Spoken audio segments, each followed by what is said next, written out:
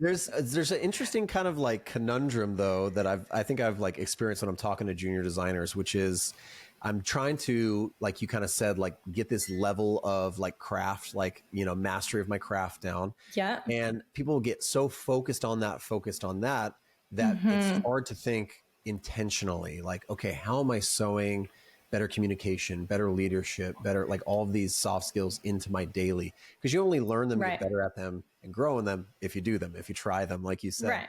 So it's kind of a chicken or an egg situation, maybe, where it's like, do we get foot in the door doing the craft and learn on the job those elements? Or is it now incumbent on us? Is it dependent on us to actually be the ones that go out seeking those things? Yeah, I think it's a balance. And something that I've been thinking a lot about lately that I think is becoming more and more important is attitude. Like, what is your attitude towards things? What are you bringing to the table? Like, for example, if your team is under-resourced and let's say you don't have access to a researcher, what are you going to do about it? You know, are you going to like take initiative and be proactive and raise your hand and say, that's okay, let me give it a go? Or are you going to say, well, oh, that's too bad, I guess we'll have to do it without it? So what is your attitude? What are you sort of bringing to the table in those sticky moments? And I say that because I think that can also apply to when you're doing like a self project. Let's say you're not working in a team yet, or you don't have that first job, and maybe you're working on a website or something personally to get some experience for your case study or your portfolio.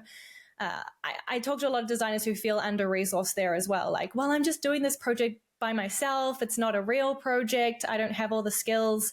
And I think you can still hypothetically do some of the things that you might not have access to in terms of resources.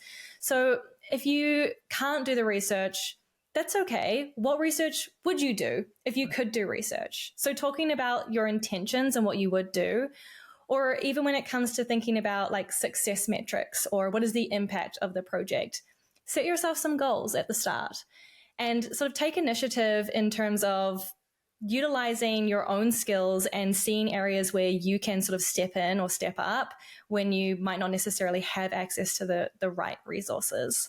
Right. I talk to a lot of designers who are like, they're at that spot, right? They feel like they've mastered craft at a level. They're trying to get foot in the door.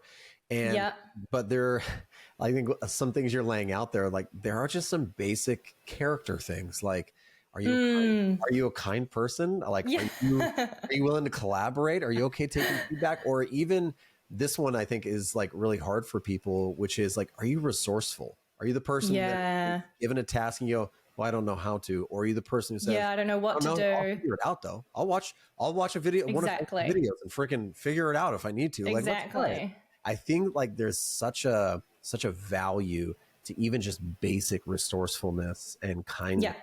It goes a really long way. I read a stat the other day I was talking about, which was like 51% of what people are looking for when they're hiring is actually team fit.